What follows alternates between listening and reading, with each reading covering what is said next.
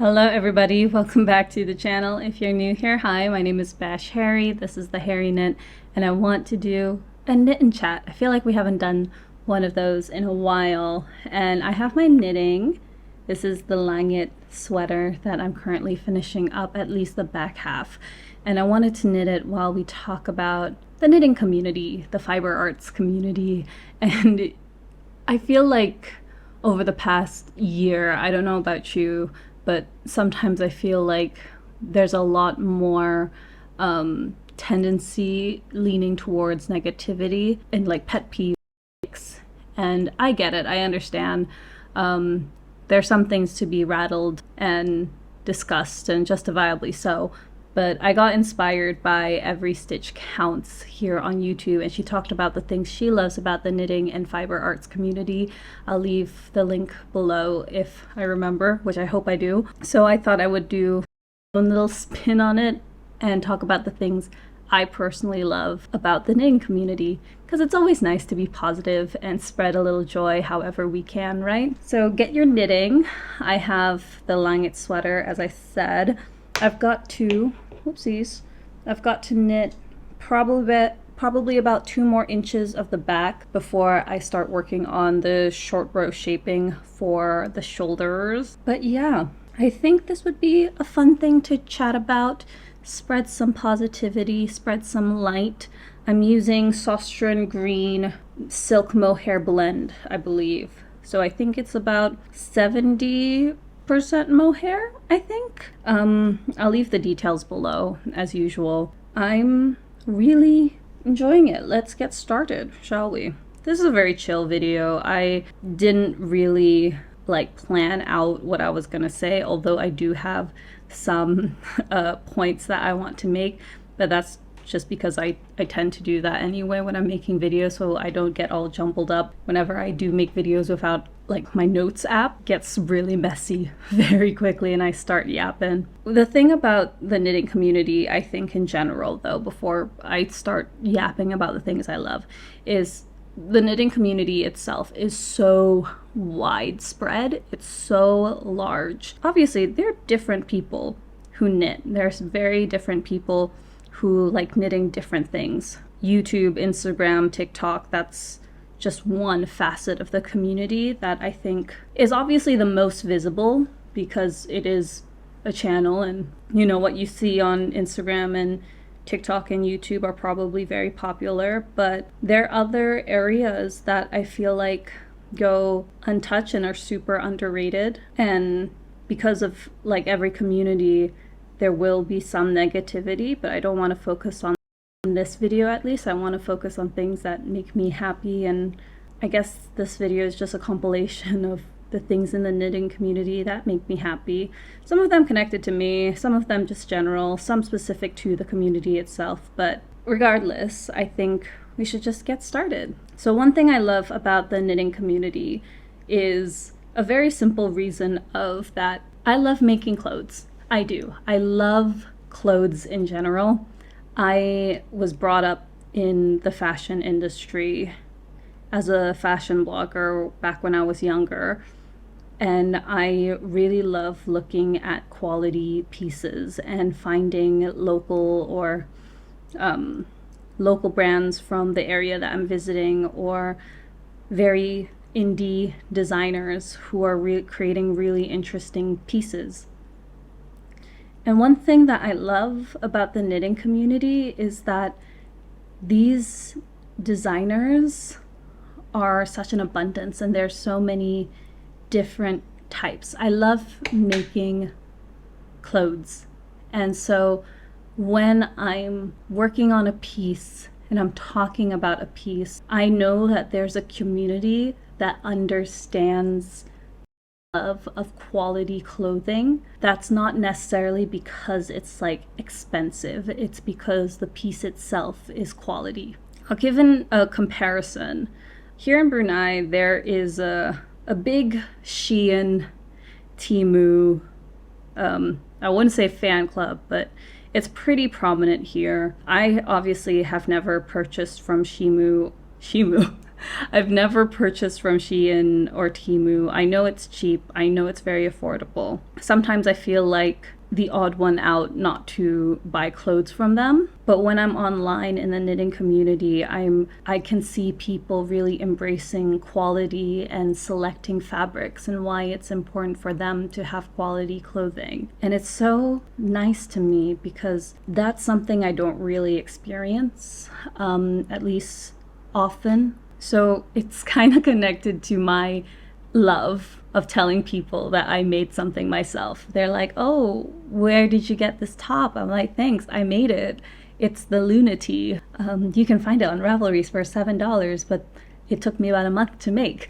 There's a joy to it almost to tell people you made stuff instead of buying it from somewhere online like Shein and Temu. Not to say that no one can buy from them, although I do have many thoughts on that I don't think is ready for this video because we're trying to be positive here. But the fact that there's a community that appreciates quality clothing and yarns makes me feel seen, almost very seen.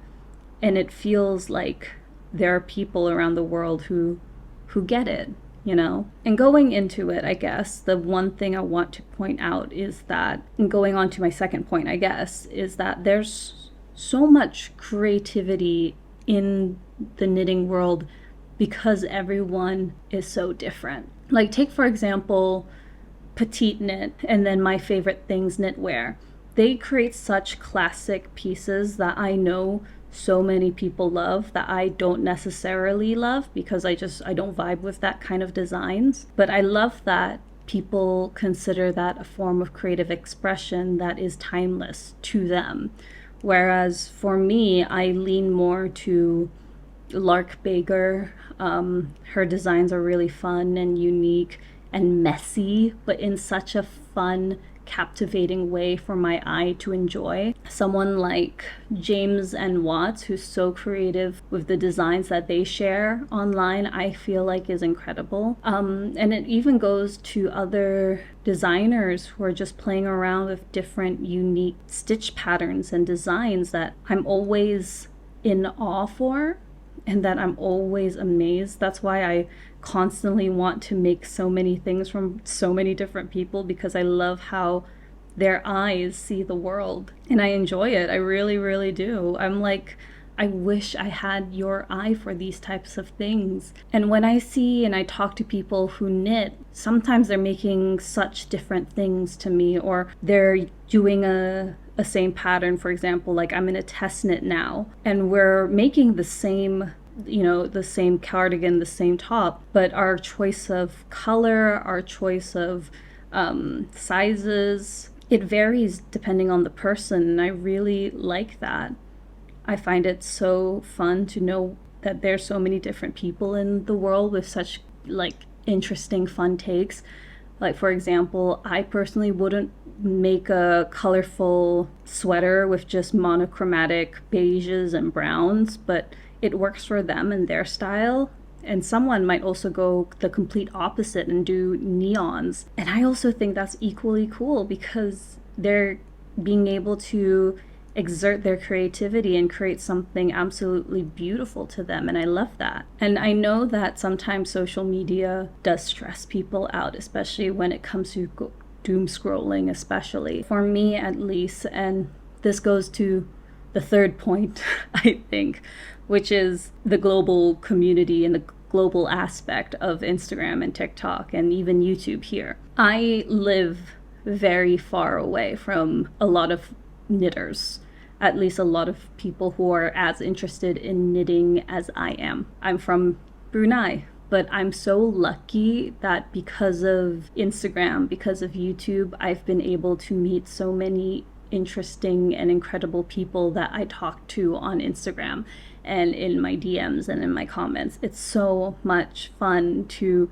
talk about yarn choices and talk about designs and getting recommendations from them about the different pieces that they choose. Like, I've gone yarn shopping with knitters from London when I was in London, and I also went yarn shopping with knitters from Singapore, and I would not be connected to them if not for social media. Yes, social media can do a lot of harm. I should know. If you knew what happened back in May of what happened, so you can imagine why I'm also very wary of the internet. But in terms of the internet that's connected to knitting, I've been very lucky to see a lot of support and that I feel connected to people who are thousands and thousands of miles away, and I don't feel so alone in my interests. Like, I remember seeing a YouTube video, I was watching it, and I think they were talking about how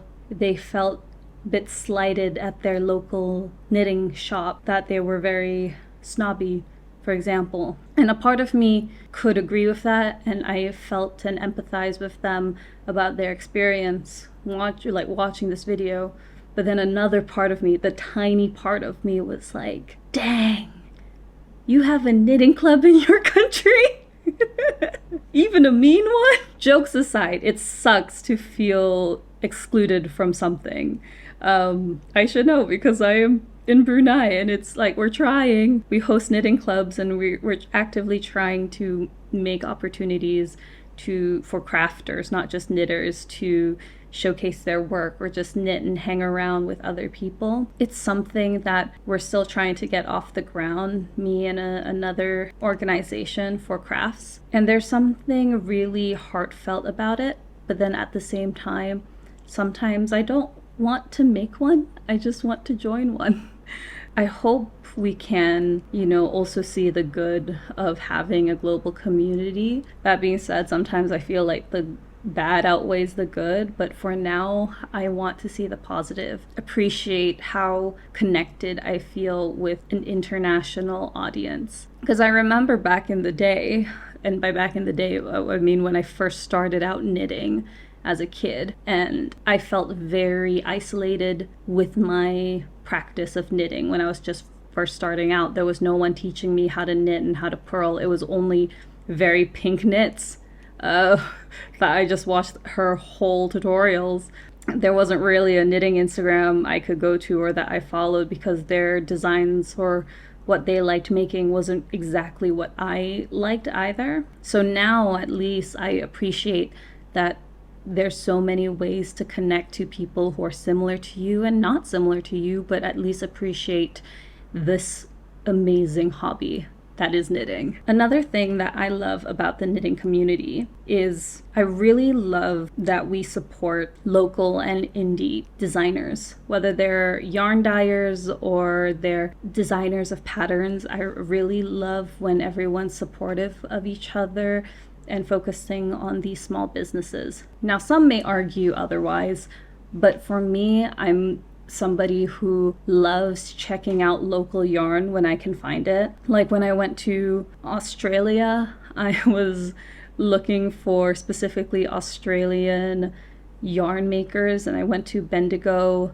Sheep and Wool Festival like last year, and I was having such a fun time meeting with these spinners and these dyers and asking them questions about the bases and how they dyed the yarn, and I just had such a blast. It was so cool to learn from them and listen to their expertise and their knowledge. For me, I guess, as somebody who is a bit older now, not saying I'm very old, I'm only 27, but I really love supporting these local, predominantly women, in their small businesses, even if the price of it could be a little expensive to some people.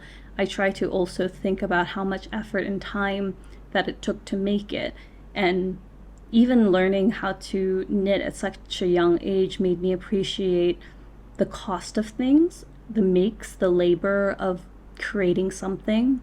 And so I'll always support dyers who make good quality yarns, and even those who are bad at it at first. I'm like, it's okay, they'll grow, they'll practice, it's fine. And I think we need to have a lot more empathy towards small businesses, especially if they're the only ones that are starting out, compared to larger corporations that may have somebody on customer service and constantly churning out things. I'm always in support of the smaller businesses that are continuing to just hone in and make a hustle of something that they love. So that's why I always go to local yarn shops whenever I'm in the area. I mean, I'm hoping to go to some more places while I'm in another country sooner than later. I'm not going to say which country yet, but I foresee that I will be going to a lot more yarn shops, so I got to start saving my money for that. I do. I love supporting smaller indie dyers, and I hope to continue that. Speaking of that, and going for another reason why I love the knitting community, or more like knitting in general, this point I wrote down. I don't know if it's part of the knitting community, but I'm going to say it anyway. On another note that is separate, but also the same. This is a reason why I love the knitting community, but also just knitting in general.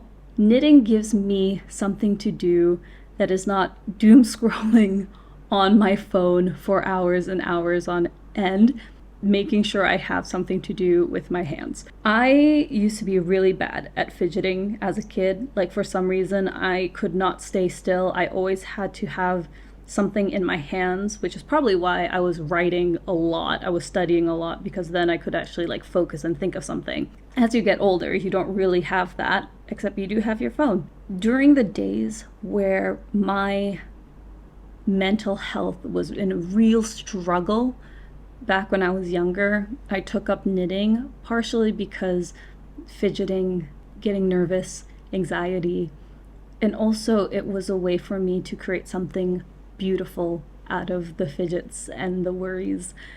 It's also reduced my phone screen time by a lot, because I'm constantly trying to knit on something. And back when I was younger, I thought it was this weird side hobby. I didn't call it weird. My friends called it weird. They called it a grandma hobby, which, yes, it is. But now we can make really cool stuff with it. That's something different than just a stockinette sweater. But it gives my hands something to do, and I really appreciate that about knitting. Like, we talk about the benefits of knitting when it comes to mental health, and yes, that's true.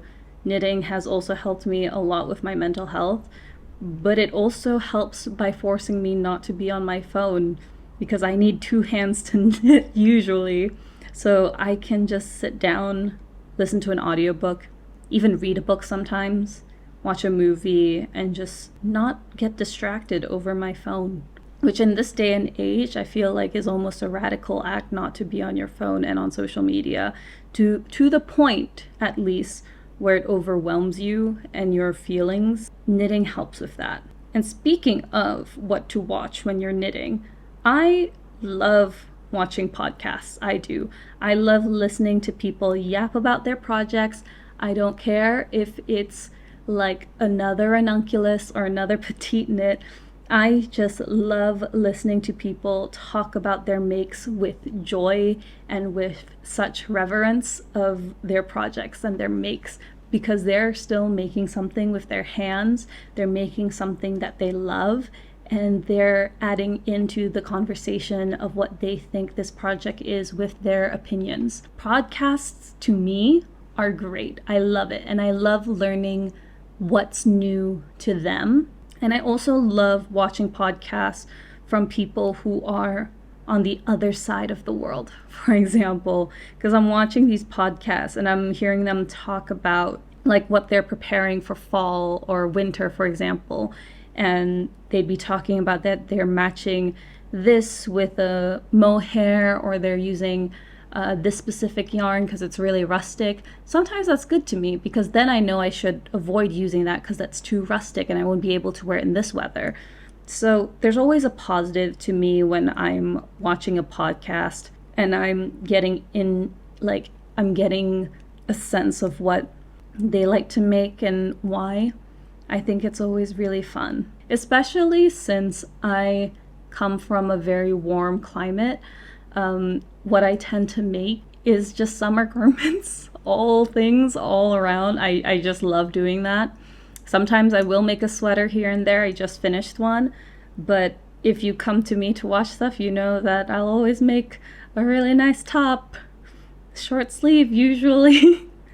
But yeah, I really love watching podcasts. And that's one thing about the knitting community that I really enjoy as well. And on that note, I do love teaching. One of the reasons why I love the knitting community is because it also encouraged me to start teaching people how to knit in my country. Sometimes I get really nervous about teaching people because though I have been knitting for a long time, I don't think I'm a knitting master, and I know that I am like not the best teacher, especially. I have done knitting workshops and classes for free, mind you, because I really love teaching people how to knit. I want to teach people how to make things using their hands and really practice their craft. I remember seeing one comment that was like, only masters of knitting can teach other people how to knit, when I don't think that's necessarily true. But I know I come from the perspective of it might be difficult to teach people how to knit if you need a knitting master. I don't think we have any knitting masters here in Brunei. So maybe just a intermediate/advanced knitter might be able to teach someone the basics of knitting, and then practicing and learning how to do short rows, I think, is incredible. And that's okay. I don't think people need to be the best to teach, especially since I think teaching someone how to do something is different than being an expert in something. The knitting community has encouraged me to teach more people how to knit. I haven't done a knitting workshop in a while, but I foresee that I will do one soon, probably after my storytelling workshop. On a tangent, I am currently doing a 3-week workshop on how to teach people to do storytelling, because my other side hustle, although it's not really a hustle because I don't get paid, is running the Brunei Writers, which is a literary organization where we just kind of cultivate writers here in Brunei, and we try to give them opportunities, whether it's spoken word like performances here in Brunei or getting them featured abroad. That's something that we do, me and my husband, and we're working on a storytelling workshop with a very old friend of mine. We've known each other since like 2017, and he's a comedian, but we used to write on a series together, and we've always been talking about doing something together, and now we are, which is great because, you know, I love working and teaching other writers how to just be better at their craft. Like I said, you don't necessarily have to be a master of it, but a lot of people would love to hear your knowledge, even if it's just like a tiny bit. Then at least their knowledge gets a bit more expanded, right? Okay, and finally, one more thing that I love about the knitting community, because I feel like I've been yapping for so long, and it is very simple. It is test knits. I know test knits can be hit or miss to some people. I have heard the nightmares of designers that will tell you to pay for the pattern if you don't complete it. But for me personally, I do enjoy test knits. I love being a part of test knits, and I love talking to the designer about their designs and asking for one-on-one help. It's a personal preference. I've definitely been in test knits where I wasn't able to complete it, but I have also been in test knits where I've completed it and the designers have been really friendly, they've been really helpful, and I appreciate those test knits groups that I've been in. I think I'm somebody who likes having an Instagram chat, like group chat, just so everyone can help each other out.